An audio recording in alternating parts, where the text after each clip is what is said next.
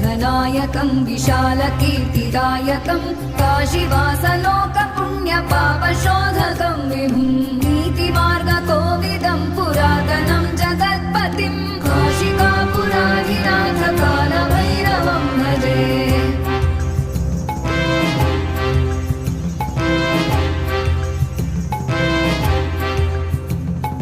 कालभैरवाष्टकं पठन्ति ये मनोहरं